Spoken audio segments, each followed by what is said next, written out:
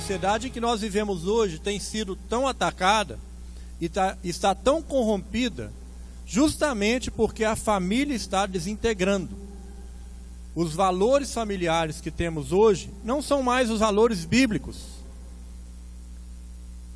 E isso tem acontecido porque o diabo, o nosso inimigo, Satanás, ele tem conseguido penetrar na nossa casa, na nossa família e infiltrar certas coisas. E é disso que eu gostaria de falar hoje com a igreja. O que é que você não pode deixar entrar na tua casa? Porque as coisas que entram na nossa casa, elas têm direta relação com o que está acontecendo dentro da nossa casa. Quando nós enchemos a nossa casa da presença de Deus, quando você enche a sua casa com versículos bíblicos, com mensagens, com palavras de harmonia, palavras de paz, palavras de amor, o amor de Deus e a misericórdia do Senhor se manifestam sobre aquele lar. Mas quando nós deixamos as coisas que o diabo tem investido contra nós penetrar na nossa casa, obviamente nós colhemos tempestades, nós colhemos discórdias, nós colhemos desavenças, ofensas e todo outro tipo de coisas negativas que Satanás tem enviado para nós. João 10:10 diz aquele versículo bem famoso que diz: o diabo vem para quê? Para matar, para roubar e para destruir. Então o diabo, tudo que ele faz contra a nossa vida, se você só tem sido roubado, já é lucro.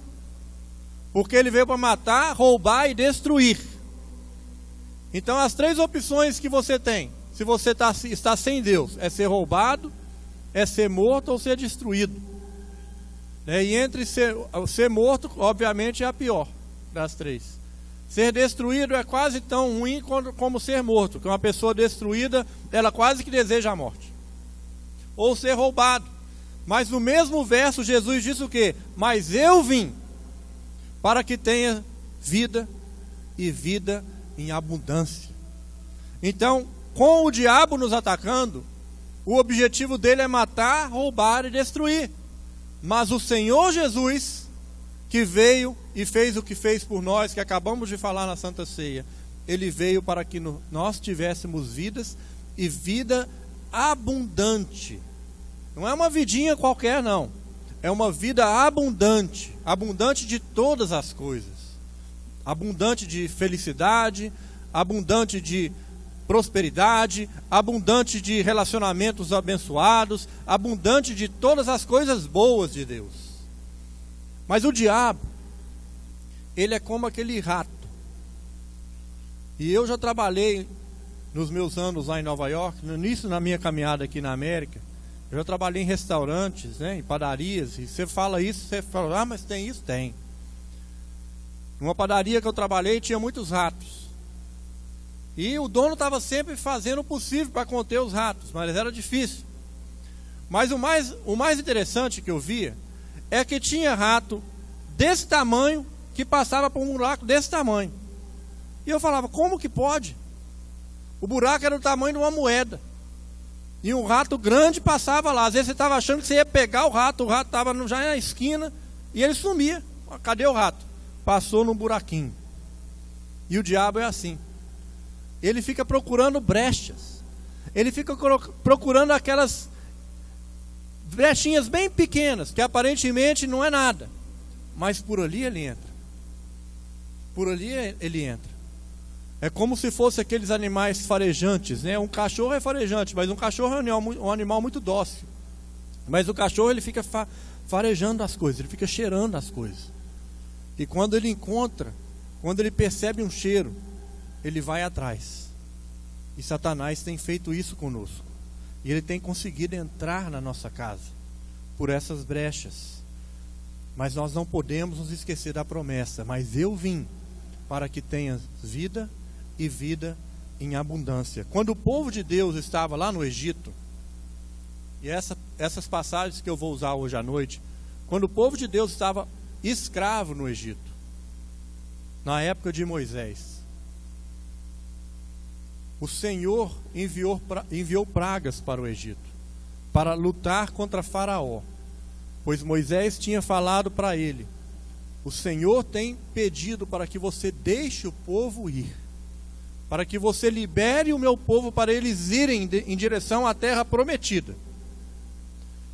E Faraó, nós sabemos que não deixava isso acontecer, e Moisés fazia alguns avisos, e o Senhor determinou que haveria algumas pragas, e que se Faraó continuasse resistindo à vontade de Deus, que essas pragas viriam. Mas o mais importante é que as pragas vieram sobre o Egito, mas o povo de Deus não foi atingido por nenhuma delas. A gente às vezes fica pensando só na última praga, né? A praga dos primogênitos, aonde todos os primeiros filhos homens de todas as famílias egípcias seriam mortos, se Faraó não deixasse o povo ir. Mas não foi só dessa praga que o povo foi liberto, foi de todas elas. Nenhuma praga atingiu ao povo de Deus. Assim como eu creio que Satanás hoje tem enviado um monte de praga para atacar as nossas famílias, mas assim como o povo de Deus lá no Egito não foi atingido, nós não vamos ser atingidos, amém? Por quê? Por que eles não foram atingidos? Porque eles não eram de lá. O povo de Deus, eles não eram de lá, eles estavam lá, mas não eram de lá. Assim como nós vivemos neste mundo, mas nós não somos aqui. A nossa morada é outro lugar. O nosso destino é para o céu. Nós não somos daqui, mas estamos aqui. E esse mundo jaz no maligno. E esse mundo, ele é comandado, ele é liderado por Satanás. E Satanás tem essa carta na manga. Mas o povo de Deus que está aqui, nós não precisamos ser abatidos. Aí eu te pergunto, o que é que será que Satanás tem conseguido penetrar na tua casa? Quais são as pragas que ele tem conseguido colocar na sua praga? Eu vou citar algumas e mostrar para você uma analogia do que pode estar acontecendo, amém? Lá em Êxodo 8, 21 até o 23 diz assim: se você não deixar, eu mandarei moscas para castigar você, os seus funcionários e o seu povo. As casas dos egípcios ficarão cheias de moscas, e o chão ficará coberto com elas. Mas naquele dia separarei a região de Gozém, onde mora o meu povo, para que ali não haja moscas. Assim você ficará sabendo que eu, o Senhor, estou aqui neste país. Farei diferença entre o meu povo e o seu povo. Este milagre vai acontecer amanhã. Aqui estava a anunciação de uma praga, a praga das moscas.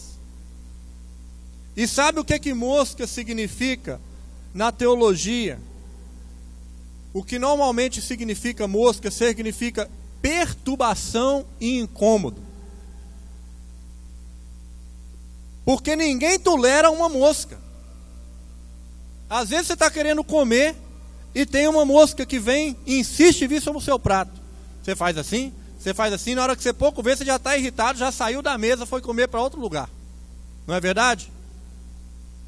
Ou às vezes você está querendo dormir e tem uma mosca que faz um zunido que não te permite dormir. Era melhor você ligar a televisão no último volume do que a mosca. Era melhor você colocar um headphone no ouvido e colocar uma música bombando, mas não a mosca. Porque a mosca incomoda, perturba. E Satanás tem enviado moscas para a nossa casa. Por que as moscas elas penetram? Porque elas são pequenas. São aquelas coisas pequenininhas, aquelas picuinhas, aquelas desavenças pequenas, que seria tão fácil de você lidar com o problema, mas você às vezes permite. Ah, é só uma mosca. Eu vou sair daqui e vou para ali, porque lá ela não está, ela está aqui. Você permitiu aquela mosca na tua casa. Aí no dia seguinte, talvez tenha outra. Quando você menos espera, a sua casa está cheia de moscas. E agora parece que é uma multidão. Eu até esqueci o superlativo de mosca. Enxame, será? A abelha é enxame. Mas é um monte de mosca. E chegou ali e acampou no teu lar. Eu creio que muitas famílias, muitos relacionamentos, muitos casamentos estão sendo destruídos por conta dessas moscas. São aquelas birrinhas, são aquelas coisas pequenas, são aquelas coisas que nós às vezes torcemos o nariz e ficamos ali, mas nós não resolvemos, permitimos. Porque por ser pequeno você fala, tudo bem, vou relevar.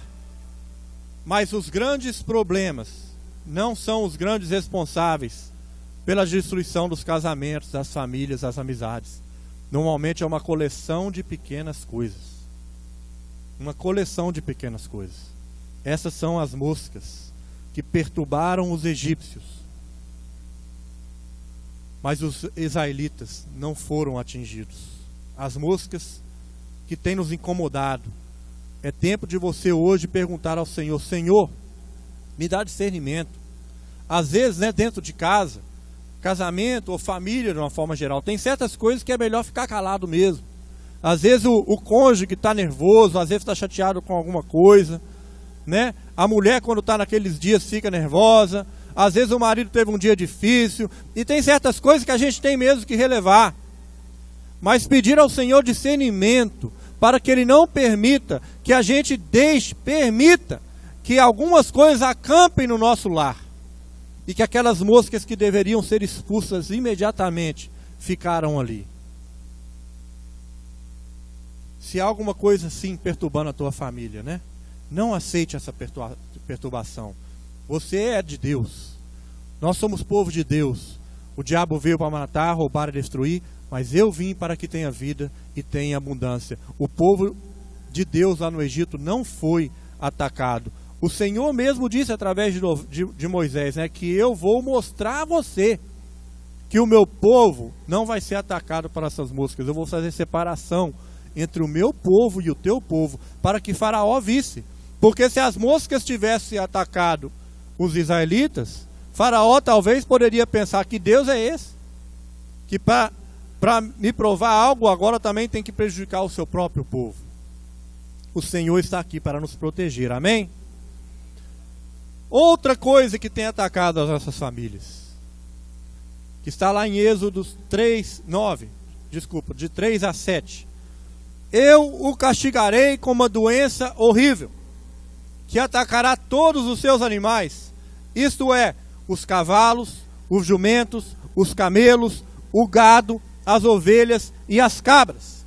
Farei diferença entre os animais dos israelitas, olha de novo, e os dos egípcios. E não morrerá nenhum animal dos israelitas. Eu, o Senhor, marquei um prazo, farei isso amanhã. No dia seguinte o Senhor fez como tinha dito, e todos os animais dos egípcios morreram, porém não morreu nenhum dos animais dos israelitas. O rei mandou ver o que havia acontecido e foi informado, o que não havia morrido nenhum animal dos israelitas. Apesar disso, o rei continuou terminando e não deixou o povo ir. O rei é Faraó, essa tradução está dizendo rei, mas é Faraó. O interessante aqui é que da noite para o dia, os escravos se tornaram os ricos. Sabe por quê? Porque o que está sendo atacado aqui são os animais. E na Bíblia você vê várias correlações de que quando se diz respeito a gado, animal, isso é riqueza. Daí vem o ditado, né? Que veio também lá do sonho de Faraó, quando ele pediu para José interpretar as vacas gordas e as vacas magras. Quando a gente está muito bem na nossa vida, a gente refere isso como que estamos vivendo períodos de vacas gordas. E quando nós estamos apertados financeiramente, quando estamos passando por dificuldade, a gente fala o que? As vacas estão magras. Porque vaca, animal, é sinônimo de ou prosperidade ou miséria. Então Satanás tem tentado atacar as nossas famílias, as nossas vidas, tentando mandar miséria sobre nós, atacando as nossas finanças, atacando os nossos negócios, atacando as nossas contas bancárias, atacando os nossos investimentos. Mas não é só o ataque de Satanás. Mais uma vez, ele veio mesmo para isso. Até aqui surpresa nenhuma. Ele veio para matar, roubar e destruir. Mas Satanás também tem usado muitas coisas para nos enganar, para que nós mesmos nos colocamos em posições de miséria. O que isso quer dizer? Quando nós gastamos muito mais do que ganhamos, quando não temos coerência, quando não temos prudência, quando não planejamos o amanhã, e tem muito crente que fala assim, Deus vai prover. Claro que Deus vai prover. Se você está sem trabalho, se você está temporariamente sem trabalho, e você tem buscado um trabalho, aí é o momento de você dizer e crer, Deus vai prover, Deus vai abrir uma porta, Deus vai me mostrar uma oportunidade, Ele não vai deixar faltar. Mas e quando nós estamos trabalhando? E quando Deus já deu o trabalho? E quando nós já estamos, com um salário, com uma oportunidade, e ainda assim continuamos não fazendo planos para amanhã, continuamos talvez não juntando nada, gastando muito mais do que recebemos, sempre com talvez aquela voz, não, Deus vai prover. Pode comprar esse carro aí feliz da vida que Deus vai prover. Não é bem assim. O Senhor, Ele admira a prudência. E nós não podemos ser imprudentes, inconsequentes e irresponsáveis. Porque Satanás às vezes usa nós mesmos. Coloca coisas na nossa cabeça para que nós mesmos façamos decisões que tragam pobreza e miséria. E nós não podemos permitir que isso aconteça. Se você se considera um povo de Deus, e você é, não permita que Satanás tente julgar miséria e pobreza para a tua vida. E essa miséria e pobreza, aqui nós estamos falando de dinheiro, mas tem muita gente pobre de outras coisas. Tem pessoas que estão pobres de amizades, não têm amigos.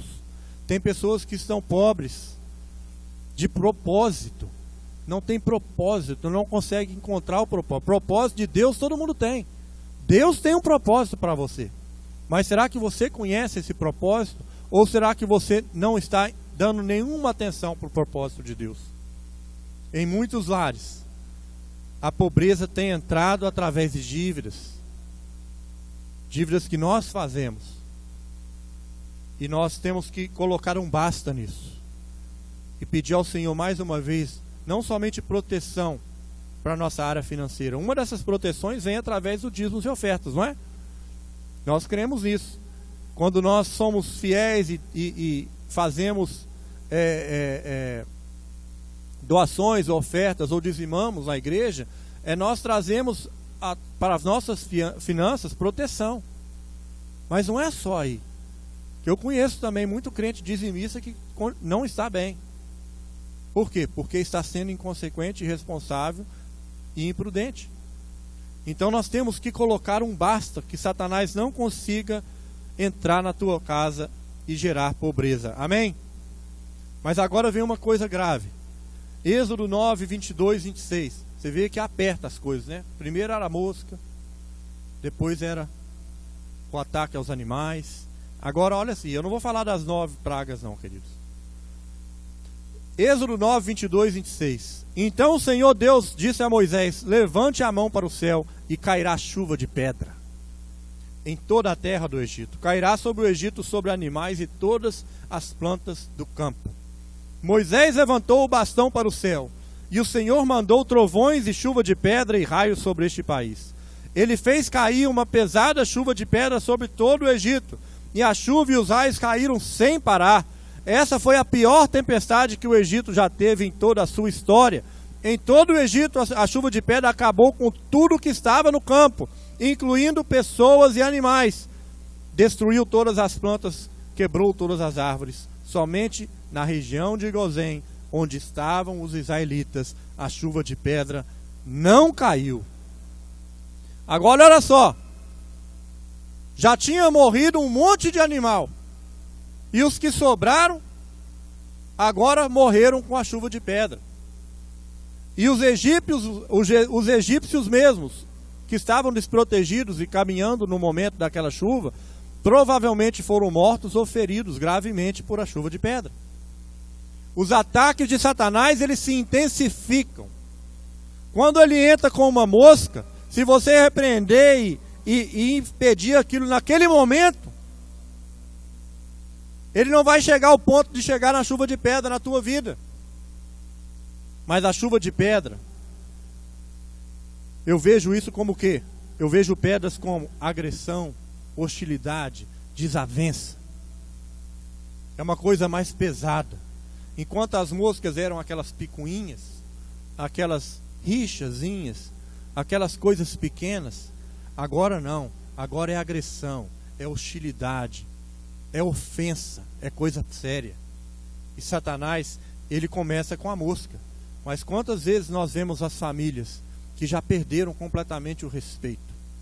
Já não há mais respeito entre marido e mulher, pai e filho, irmãos, pessoas dentro da igreja. Nós já perdemos, às vezes, o respeito básico. E já partimos para a violência, para a agressão, para a hostilidade. E Satanás tem feito isso conosco. Ou tem tentado. Com alguns, jamais chega aqui, porque nós, pelo sangue do Senhor Jesus, nós com mais discernimento já falamos, não, Satanás, aqui não. Eu sou povo de Deus, e a palavra diz em cada uma dessas pragas, que na região de Gozém, onde estavam os israelitas, não entraram as moscas, ali não foram mortos os gados, ali também não caiu chuva de pedra, e todas as outras pragas que eu não citei, com a praga das rãs, a praga dos gafanhotos e todas as outras. Ali não. É isso que nós temos que falar com Satanás. Aqui não, Satanás. Aqui não. Na minha casa não. Olha lá o sangue de Jesus na minha porta. Olha lá o sangue de Jesus na minha janela. Eu sou de Cristo. E eu não permito, não admito. Eu não quero raiva, não quero ira, não quero agressões. Não permito isso dentro da minha casa, dentro da minha família. No lar, na nossa casa, eu gosto de pensar na casa como um santuário, como um oásis. Porque quando a gente vai lá fora, é como se estivéssemos num deserto sendo atacados, não é verdade? Mas quando você abre a porta da sua casa, o que você espera? Paz. Você espera o quê? Harmonia. Você espera o quê? Alegria. Você espera o quê? As pessoas te recebendo, felizes que você chegou. As pessoas te recebendo com amor. Aí você tem uma trégua. Aí você se recarrega. Porque no dia seguinte você sai lá fora de novo. Mas o crente não pode viver dentro de casa o tempo inteiro. Nós precisamos sair para trabalhar, precisamos sair para fazer as coisas. Nós precisamos de caminhar com a proteção do Senhor. Mas quando voltarmos para casa, não é... Quem quer voltar para casa quando você sabe que você vai ver aquela porta, você vai encontrar um marido rabugento, ou uma mulher birrenta, ou um irmão que tudo fica nervoso, fica bravo, ou uma pessoa que só implica? Ninguém gosta disso. Isso é Satanás mandando para nossas famílias. Porque se você não encontra paz nem dentro de casa, você não vai encontrar em lugar nenhum. Ele engana, às vezes, fazendo pensar que lá fora possamos conseguir algo melhor. Mas a nossa casa é o nosso santuário, amém? Mas em Êxodo 10, 21 a 23, diz então o Senhor a Moisés: levante a mão para o céu, a fim de que todo o Egito haja uma escuridão tão grossa, que possa até ser tocada. Moisés levantou a mão para o céu, e durante 3 dias uma grande escuridão cobriu todo o Egito. Os egípcios não podiam ver uns aos outros, e naqueles dias ninguém saiu de casa. Porém, em todas as casas dos israelitas havia claridade, ou havia luz. Que tremenda escuridão, né? A Bíblia diz que a escuridão era tão forte, a treva era tão forte, que ela quase podia ser apalpada.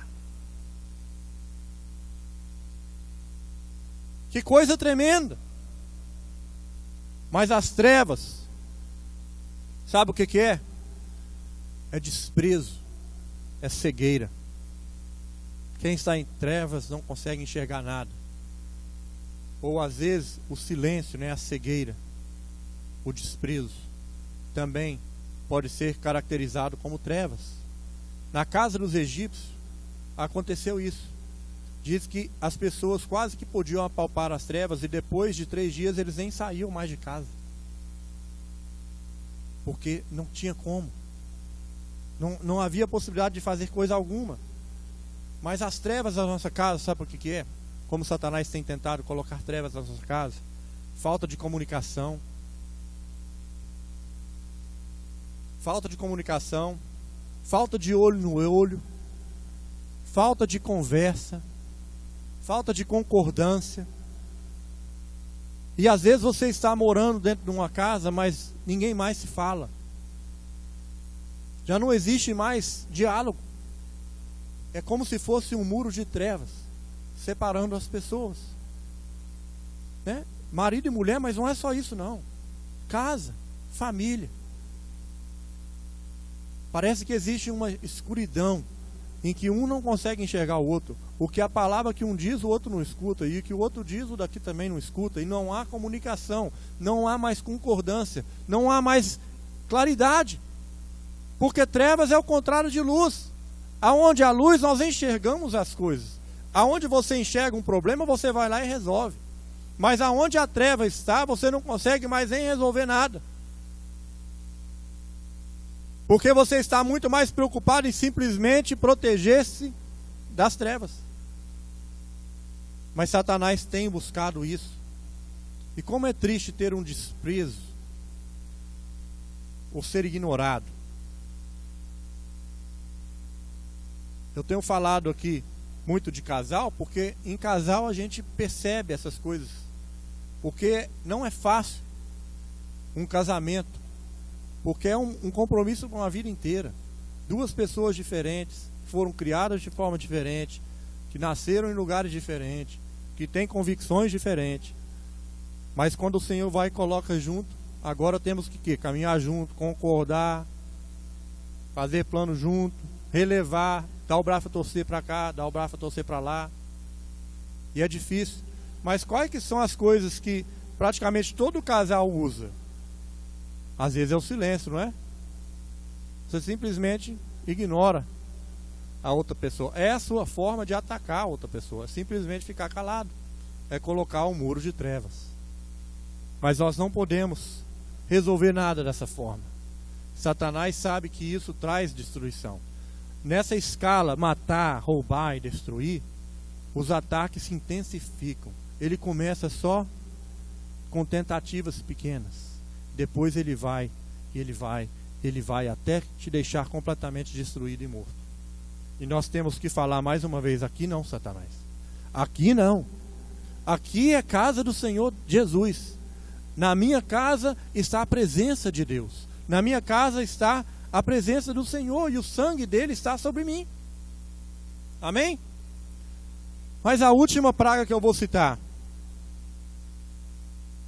está em Êxodo 11, 4, 7, que é a última.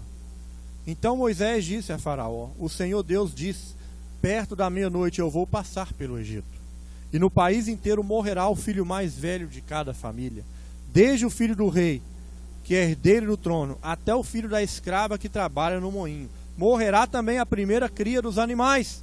Em todo o Egito haverá gritos de dor, como nunca houve antes e nunca mais haverá. Mas entre os israelitas, nem mesmo um cachorro latirá para uma pessoa ou um animal. E vocês assim ficarão sabendo que o Senhor fez a diferença entre os egípcios e os israelitas. Agora, antes disso aqui acontecer, Moisés foi lá e falou para o povo: olha, sacrifica um cordeiro, pega o sangue dele, passa nos umbrais das portas e das janelas. Essa será a marca para o anjo da morte, quando estiver passando, que diz que naquela casa existe um servo de Deus. E ali ele simplesmente passaria, mas não entraria e não traria morte para ninguém. Amém? Naquela noite houve luto pelo Egito inteiro. Mas nas casas dos israelitas ninguém morreu, porque o sangue do cordeiro tinha sido passado pelas portas. Mas hoje esse sangue do cordeiro, ele está permanentemente sobre a tua vida. O sangue do cordeiro está sobre si o tempo inteiro. Ele é uma marca na vida do crente. Espiritualmente, Satanás sabe. Ele sabe os que são de Deus e os que não são. ele tem poder para atacar a vida do crente. Mas o Senhor Jesus e o sangue dele é muito mais poderoso. Os ataques de Satanás não podem nos matar, nem roubar e nem destruir, porque nós temos o sangue de Cristo. Ele sabe que ele pode tentar fazer a vida de um cristão impossível, mas ele não consegue se não houver autorização de Deus, e Deus jamais dará essa autorização para o diabo, porque quando o diabo tentou a vida de Jó, Deus falou para o diabo: faça o que quiseres com Jó, mas não tira a vida dele. E depois Deus restituiu tudo. Tudo. Que ele permitiu Satanás. Permitiu. Porque tudo que acontece na nossa vida, se vier de Satanás, é porque Deus permitiu. Mas quando ele permite é para nos ensinar algo. Quando ele permite é para nos mostrar algo. E quando ele nos permite não é para trazer nem roubo, nem maldição, nem morte e nem destruição, mas para nos trazer de volta para ele. E nos colocar de novo no propósito dele. Cristo veio para dar vida e vida em abundância. Não deixe a sua família morrer espiritualmente. Essa morte aqui agora, ela pode ser uma morte figurativa, né? Porque tem pessoas que parece que já estão mortas, que estão respirando. Existem casamentos que parece que já estão mortos. Existem famílias que parece que já não são mais famílias. Existem amizades que já se acabaram. E existe muita morte espiritual no nosso meio, que é muito pior do que a morte física. Porque a morte física, se você morre fisicamente, mas está com Deus, está em comunhão com o Senhor, você vai morar com Ele para sempre. Mas a morte espiritual é morte eterna. E nós não podemos permitir. Não podemos permitir. Mas vou te dar um outro exemplo aqui. Quando Jairo chamou Jesus. Quando Jairo chamou Jesus para curar a sua filha, a menina morreu. E naquele momento as pessoas começaram a questionar. E Jesus falou: a menina não morreu, ela está apenas dormindo. Eu vejo essa passagem, a forma que eu interpreto, é que a menina tinha mesmo morrido.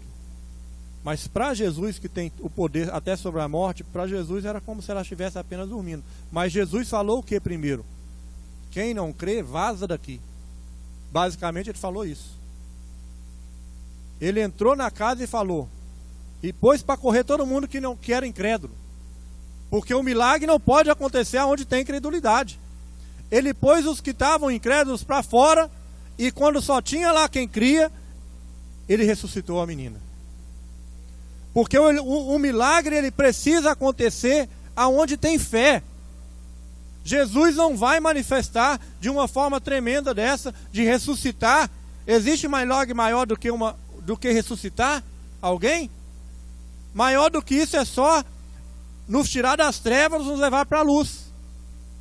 Mais uma vez, a morte física é física, mas a morte eterna, que todos nós estávamos com ela antes de Cristo, isso é um ressuscitar muito maior do que mandar um morto levantar. Porque ele nos tirou da morte eterna e nos trouxe de novo para a luz, amém? Quando Jesus entra na nossa família, ele ressuscita. Ele ressuscita relacionamentos, ele ressuscita casamento, ele ressuscita família, relações entre irmãos, relações entre familiares. Ele retira essas moscas, ele retira essas perturbações, ele manda parar as pedras, ele repreende a morte, a miséria, ele repreende tudo, e o nosso lar passa a ser mais uma vez abençoado. Lá em Êxodo 12, para terminar, mais uma vez, né? Êxodo 12, 21 a 23, diz: Moisés mandou chamar todos os líderes do povo e disse: escolham carneiros ou cabritos e os matem, para que todas as famílias israelitas possam comemorar a Páscoa. Peguem um galho de isopo e o molhem no sangue que estiver na bacia, e passem nos batentes dos lados de cima das portas e de suas casas, e que ninguém saia da casa durante toda a noite. Quando o Senhor passar para matar os egípcios, verá o sangue ali nos batentes, e não deixará que o anjo da morte entre nas casas para matá-los. Essa foi a primeira Páscoa.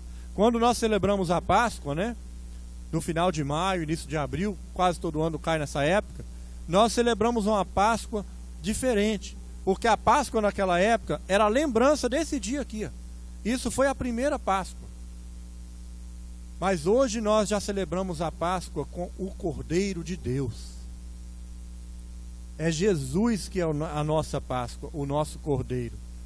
É o sangue dele que nos ressuscita da morte eterna e nos coloca a caminho dos céus. Assim como o sangue do Cordeiro livrou o povo de Deus, esse mesmo sangue do Cordeiro maior, o Cordeiro imaculado, sem mácula, sem pecado, sem defeito, o último, porque não precisa mais nenhum outro.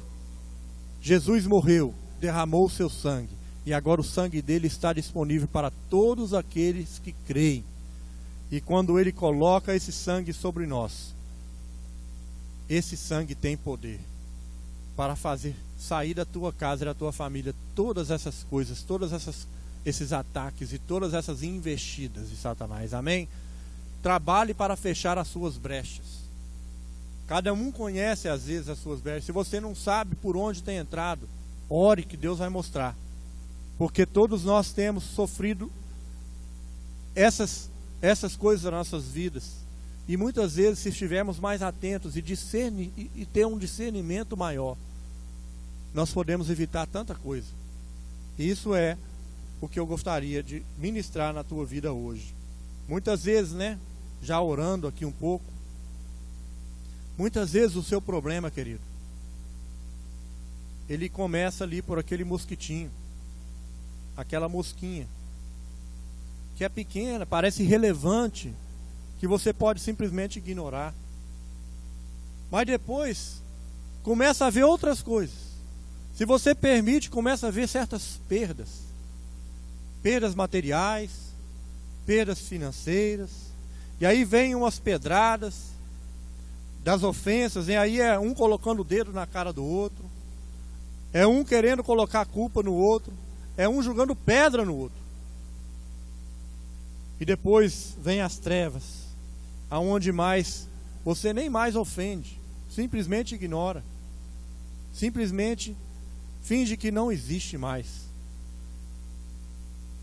E aquela escuridão dentro da nossa casa. Mas Jesus continua de novo falando: eu vim para que tenha vida em abundância. Eis que eu estou à porta e bato. Aquele que ouvir a minha voz e abrir a porta, eu entrarei e cearei com ele. Jesus, quando entrou na casa de Zaqueu, ele disse: hoje entrou salvação nessa casa. Quando Jesus entra na nossa casa, ele traz não somente salvação, mas ele faz um reparo total. Ele faz um reparo de todas as brechas. Ele deixa a nossa casa completamente selada. O sangue de Jesus está sobre a nossa casa e sobre todas as portas, todas as fechaduras, todas as janelas, e nós temos ali a proteção de Deus. Se você ainda nunca fez isso na tua casa, que eu já fiz na minha, e muitas vezes quando eu e a pastora vamos visitar as pessoas, nós ungimos o lar. Você mesmo pode ungir a tua casa, ou você pode convidar alguém para te ajudar, mas é importante que você unja a tua casa. Unja a tua casa é um ato de fé, é um ato simbólico de você ministrar que ali naquela casa existe a presença de Deus e que você não admite e não permite que Satanás consiga entrar. Amém? Que Deus abençoe a tua vida, queridos. Que Deus abençoe a tua família, o teu casamento, os teus filhos, as suas filhas, os seus irmãos, os seus pais. Não importa qual a configuração tem na tua casa, mas que Deus abençoe grandemente e que te faça prosperar em todas as formas, no nome de Jesus. Amém?